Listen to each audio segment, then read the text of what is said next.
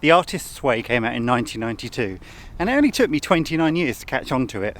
I'd heard about it from other friends, writers, artists who'd taken that spiritual path to higher creativity as it's billed by Julia Cameron, its author. But I'd always avoided finding out for myself. Perhaps like me, you were curious about doing the Artist's Way. So I thought I'd share some of my experiences to give a bit of an overview of what's involved and also what it's like to commit yourself to 12 weeks of an investment in your creative recovery. That's how she talks about it. I suppose a good question is, why did I decide to do the Artist's Way when I did, having avoided it for about 5 or 6 years? Well, I'd come to the culmination of a big creative project and I was in need of some rest and recovery after that.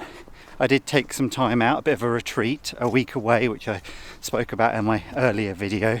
On that trip, I was listening to a podcast interview with Elizabeth Gilbert, who wrote Big Magic, which I like, and she was talking about the value that she's found in doing the Artist's Way, having done it 2 or 3 times in her life, and how in fact doing the Artist's Way led to the breakthrough of the 1 million copy seller Eat, Pray, Love. I was feeling a bit stuck, a bit uninspired, a bit lost at what I needed to do next to invest in myself and my creative practice. Frankly, the idea that someone had come up with a 12-week framework for me to pay attention to my creative self without me actually having to embark on some massive undertaking of a project felt very, very appealing.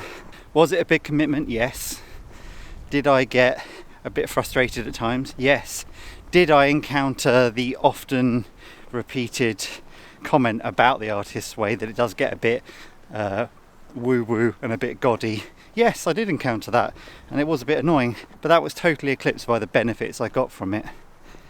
A sense of possibility about what I was doing, new ideas for projects I want to make, and a real belief in the need to properly invest in myself as a creative and as a person, not just continually make stuff, but recover. It's about recovery. There's 3 main parts to the Artist's Way. There's morning pages, which is a daily writing of 3 freehand pages. The idea is you have a regular outlet and space to surface all of the thoughts and feelings that are coming up for you. And you do that every single day and you don't share it with anyone. Second is a weekly artist date. A 2-hour appointment with yourself, your artistic self, to go and do something that nourishes your artistic spirit. Could be anything, but you do that alone as well. That's just for you. And the third thing is weekly tasks, which are themed around the recovery theme for that week. So here's my experience of doing the Artist's Way. Okay, so there's 3 questions for checking in. How many days did I do the morning pages and how was that? 7 out of 7. Thank you. I normally type it, so I decided for this, as requested by Julia, to handwrite it, the pages. I've also sat somewhere different and it has made the whole thing feel a lot more spacious. I've been really enjoying it. Did I have an artist date this week? What did you do? How did it feel? Right now it's in the middle of a heat wave here in Brighton. The seafront is packed and it's full of life and it's a nice place to be, to people spot and just to be amongst it.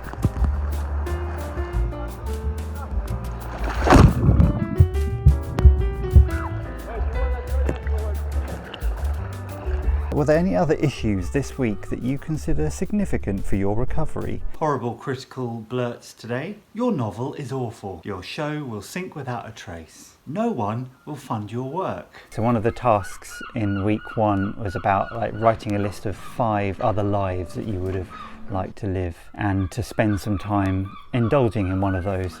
I made a list which included being a songwriter or something. So I spent yesterday writing a song, which was great. I really enjoyed it and I completed a song which I really liked. I was actually really pleased with it. You won't, you can't, you shouldn't, You shan't. So that felt really good. Oh wow, a little bird's just come down. Hey little guy. It wasn't a seagull, you would have noticed that. I've done my morning pages today and I can't be bothered to do anything else really. I just can't be bothered with all of this. One of the tasks is having listed your favourite things to do, to pick 2 to try and do this week. And I picked yoga and running because I just like to be doing some more physical stuff. I can't be bothered to do yoga and running. I was so tired at the end of the week, which is when I planned the date for, that I just wanted to stay in and ended up playing guitar. As I was doing it, I was thinking, well, maybe this is the date then. But I still felt this nagging feeling of like, I'm not doing this artist date properly yet. I've got to go somewhere and do something. I felt myself getting really pissy with the book on a couple of things. When we open ourselves to creativity, we open ourselves to the creator's creativity within us and our lives. I guess it's getting a bit gaudy, and it says creativity twice, and it's melting my brain. What do you reckon? Yeah. I get the whole mental leap. Okay, well, just supplant God with my own idea of higher power, but I don't know, it just triggered me and I just got a bit annoyed with the gaudiness of it all. I can see that work and relationships are good in my life, but the things that are a bit lacking are like play and exercise, doing some yoga and going for a run, which I didn't think I was going to do, but yesterday I did some yoga. And check this out, this is a top for running. Who's going to go running? This guy.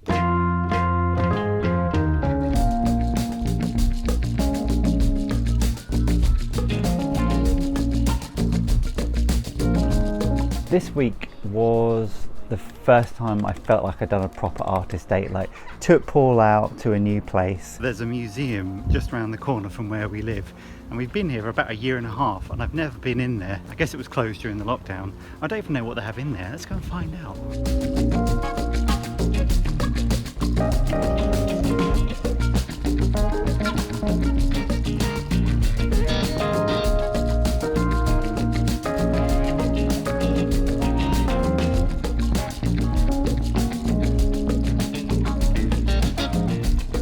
So I left the museum feeling really uplifted and full of wonder. Full of wonder. Bought him an ice cream after the museum, he likes that. Well, that was great. Definitely this quality of childlikeness. Some of the tasks this week have asked me to think about favourite things from childhood, and I guess part of that is sort of reconnecting with the things that delight us and giving permission to give that to ourselves. The other sort of part of that is sort of stirred up thinking about my own childhood and growing up and stuff like that. Yeah, so it's been quite emotional actually. Really good, really rich. And this week I've very, very lightly been thinking about the novel that I'm writing. I had my writing group and I took to the group just the feeling of sort of despair about the whole thing and feeling like it's not going the way I want it to go based on the draft that I've got, and just, I don't know.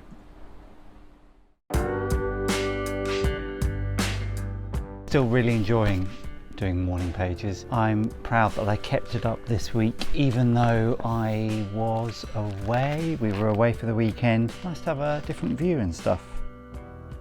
I've been thinking for a long time about using dressing up and costume in projects. It's that childlike thing, it's just really playful. I have this idea for a short film which would involve the main character being in costume. Is it date night again already? Yeah, it is. Rolled around quick. He's hot and he's tired. I've coaxed him out. He's put his best hat on to cover up his unwashed hair, and he's relenting to this week's artist date.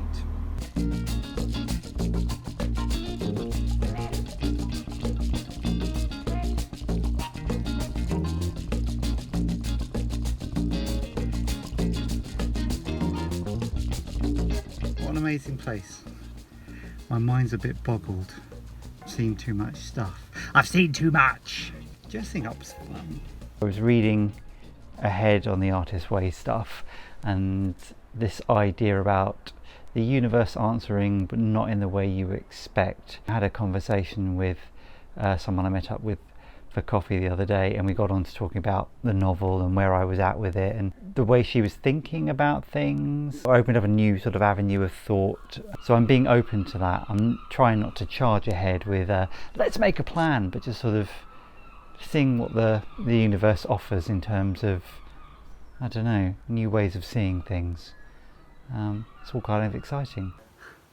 Well, the handwriting looks familiar. That's because I wrote this letter and sent it to myself a few days ago, because it's a task about writing a letter of encouragement and sending it. But it's not actually a letter to myself. Dear Miss Broomfield, we haven't spoken for a long time. You were my teacher when I was 10. You were one of my favourite teachers I ever had. Your classes were fun, and I got to make things and do cool stuff like make books and chocolates and stuff. I remember feeling like it was okay to be myself, even though I came up with weird ideas sometimes. You were encouraging of me, having my creative thoughts and things. You called me Crackers. I liked that because it made me feel special for just being me. I really appreciate that now. I really hope you are well. From Paul. Crackers. I went to the library and to the museum yesterday following a curiosity of mine that sprung up in thinking about stuff about this project that I've got an idea for, and I was interested in 1800s Brighton, Regency and Victorian era. The main thing that's come up this week was in response to, I think it was a question like, you know, what's your favourite creative block? What's the thing that you often find in your way? Instantly I knew it was overworking. The next question was really interesting as a follow-up. What's the payoff for staying blocked in that way? Often I overwork on tasks, and that's because people have a clear expectation and there's usually a deadline, and I know if I do well then I'll get pats on the back and I'll feel good enough. Whereas if I was to spend the time on my own creative stuff, for example, well, I might be dealing with, oh, I don't really know what this thing is and no one else is asking for it, and is it good enough? I don't know, it's new, I've never done it before, so I'd have to deal with that stuff. So that was really interesting.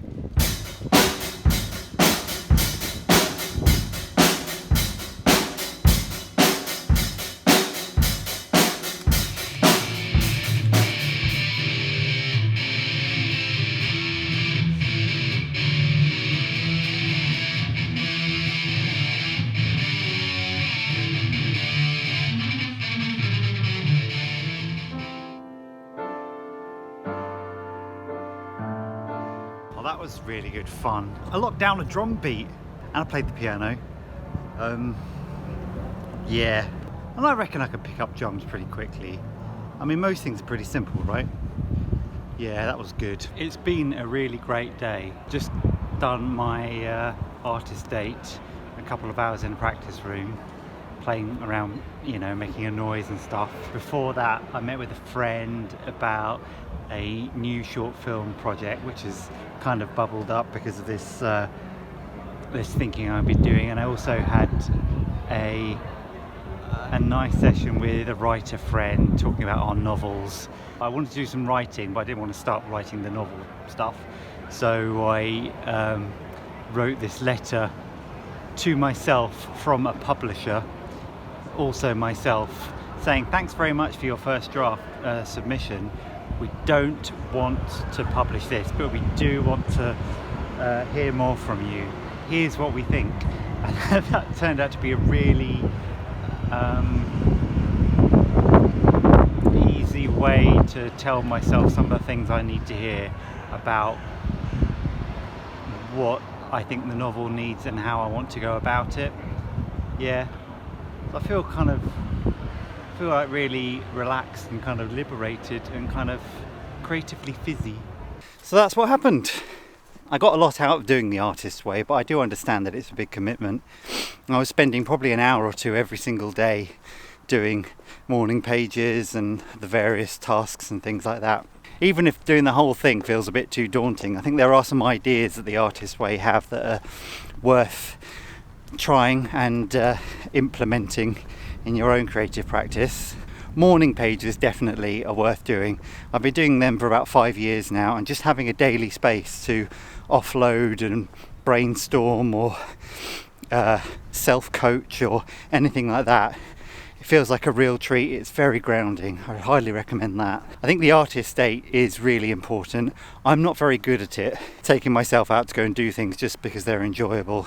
And as you saw, I was definitely dragging my heels about going out on some of those artist dates. But without fail, I appreciated doing what I ended up going to do. Nurturing your inner child.